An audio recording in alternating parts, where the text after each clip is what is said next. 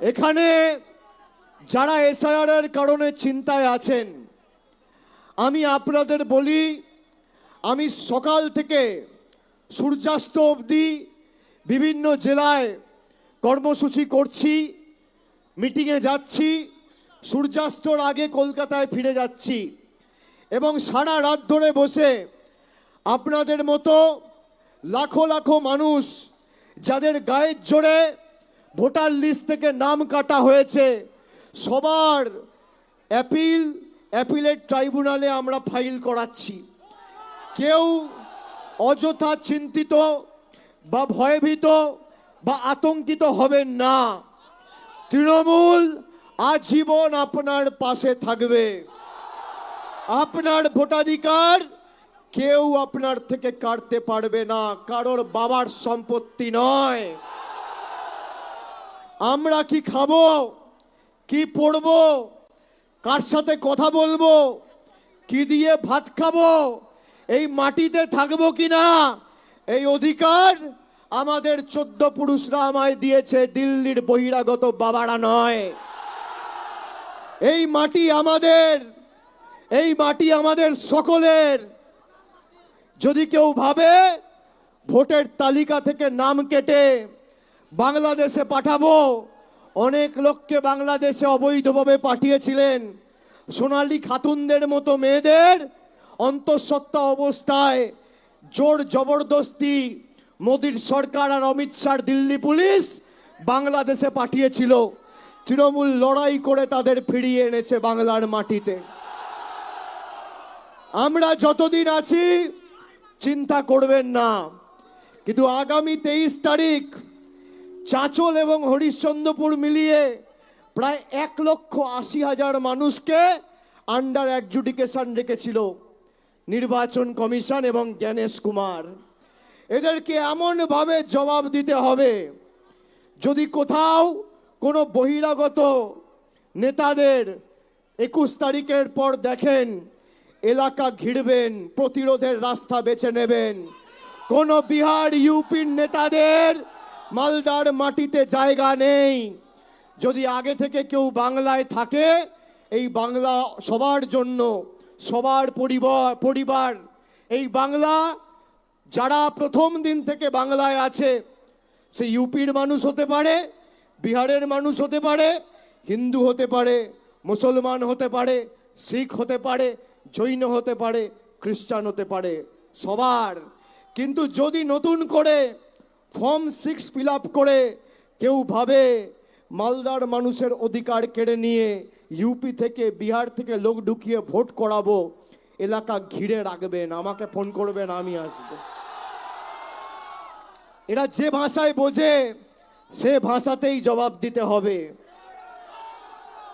আমরা কি খাবো, আমরা কি পড়বো, কোথায় যাব, কি দিয়ে ভাত খাবো, কার সাথে কথা বলবো, কোন রাস্তা দিয়ে হাঁটবো, আমরা ঠিক করব, দিল্লির বাবুরা নয়।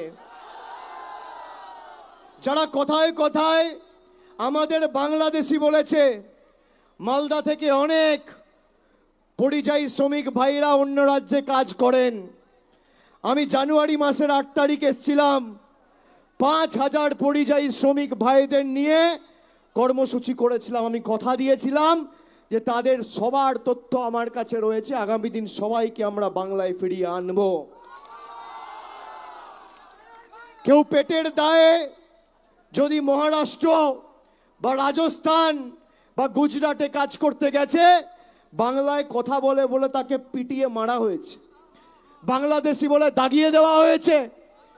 আজকে বাংলা না থাকলে, ঈশ্বরচন্দ্র বিদ্যাসাগর না থাকলে মোদিজি নিজের বাবার নামটাও লিখতে পারতেন না। বাংলা ভাষা না থাকলে, বাঙালি না থাকলে আজকে দেশে স্বাধীনতা আন্দোলন হতো না, ভারতবর্ষ স্বাধীন হতো না। আজকে সেই বাংলাকে অপমান করেছে। আর চাঁচলে যারা মুখ দেখাতে এসছে, এমনভাবে আগামী দিন জবাবটা দিতে হবে যাতে 100 বছর একটা মানুষকে লাইনে দর করানোর আগে বিজেপি 50 বার ভাবে। কখনো লকডাউনের নাম করে লাইন, কখনো নোটবন্দির নাম করে লাইন, কখনো এসআইআর এর নাম করে লাইন, স্বাধীনতা আন্দোলনের দেশ স্বাধীনতা পেয়েছে 1947 সালে। আজকে 78-79 বছর পরে মানুষকে লাইনে দাঁড়িয়ে নাগরিকত্বের প্রমাণ দিতে হবে? যাদের সার্টিফিকেট আপনারা চেয়েছেন 4 তারিখের পর আপনাদের টিকি খুঁজে পাওয়া যাবে তো বাংলার মাটিতে? পাওয়া যাবে? এক একটা বুথে যারা দায়িত্বে থাকবেন অতন্দ্র প্রহরীর মতো বুথ রক্ষা করতে হবে। আর ভোটের দিন এখানে যারা আছেন, মালদা মুর্শিদাবাদের মানুষের উপর যে অত্যাচার করেছে, সুদে আসলে তার জবাব 4 তারিখের পর আমি দেবো, কথা দিয়ে যাচ্ছি। এই দায়িত্ব আমার, এই দায়িত্ব আমার। এই দেশ কারোর বাপের সম্পত্তি নয়। যে কোনো সরকার কিরায়েদার বোঝেন, ভাড়াটে। যে কোনো সরকার হচ্ছে ভাড়াটে। জমি তো মানুষের, অধিকার তো মানুষের। আমরা অধিকার প্রয়োগ করে ভোট দিয়েছি বলে কেউ প্রধানমন্ত্রী হয়েছে, কেউ মুখ্যমন্ত্রী হয়েছে, কেউ বিধায়ক হয়েছে, কেউ সাংসদ হয়েছে। এই ভোটে রাষ্ট্রপতি নির্বাচিত হয়েছে, উপরাষ্ট্রপতি নির্বাচিত হয়েছে, রাজ্যপাল হয়েছে, মন্ত্রীরা হয়েছে, তাই না? মালদায় উত্তর এবং মালদা দক্ষিণ যে দুটো লোকসভা আসন আছে, আমি আপনাদের অনেক বলেছিলাম যে ভোট ভাগ হতে দেবেন না, তৃণমূলকে জেতান। আজকে তৃণমূলের যদি দুটো আসন আর বাড়তো না, বাংলা এসআইআর করতে পারতো না। তৃণমূল যদি বাংলায় 29-এর জায়গায় 31 হতো, বিজেপি দুর্বল হতো, তৃণমূল কংগ্রেস শক্তিশালী হতো। একদিকে বিজেপি জিতলো, একদিকে কংগ্রেস জিতলো। আর লাইনে দাঁড়ালেন কে? আপনারা। এবার এমন ভাবে লড়াই করতে হবে, যত মানুষ রয়েছে এদিক ওদিক, অনেক তো 2 নম্বরই বিজেপি এজেন্ট গজিয়েছে, দেখেছেন তো? সব কোটি কোটি টাকা নিয়ে মানুষের ভোট ভাগ করবে। বাহ বাহ, বড় বড় নেতা, কোথাও মিম, কোথাও ডিম, কোথাও বিএসএফ, কোথাও আইএসএফ। আজ থেকে 2 দিন আগে পাকিস্তানের প্রতিরক্ষা মন্ত্রী, তার নাম হচ্ছে খোজা আসিফ, সে বলছে কলকাতা উড়িয়ে দেবো।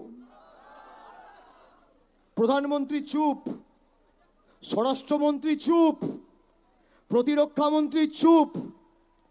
কাগজে খোজা আসিফের নামটা লিখে রাখছি, যেদিনকে মমতা বন্দ্যোপাধ্যায় আর ইন্ডিয়া অ্যালায়েন্সের সরকার হবে না, বাড়িতে ঢুকে মারবো।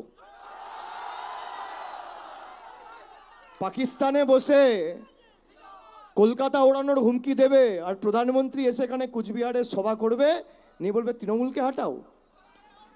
কত দম!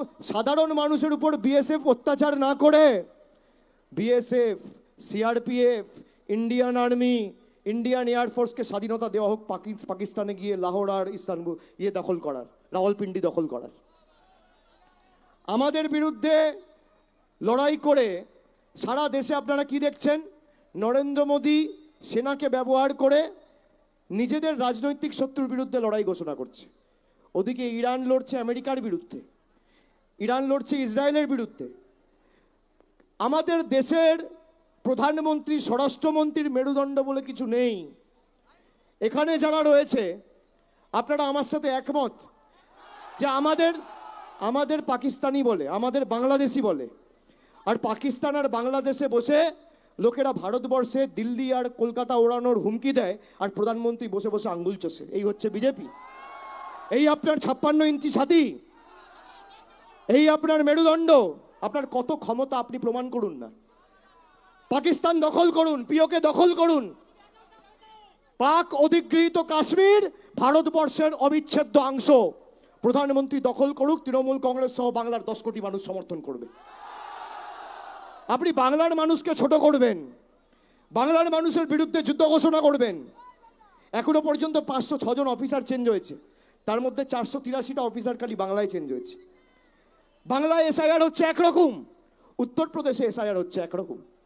বাংলার গরিব মানুষের টাকা বন্ধ, উত্তর প্রদেশের মানুষের টাকা চালু। বাংলার মানুষকে লাইনে দাঁড় করিয়ে দিচ্ছেন, বাংলার মানুষের বিরুদ্ধে যুদ্ধ ঘোষণা করছেন, আর বাংলার টাকা তুলে নিয়ে গিয়ে উত্তরপ্রদেশ, বিহার আর গুজরাটে দেওয়া হচ্ছে। এবার মালদা যদি 12-12 করেন তৃণমূলের পক্ষে, তৃণমূল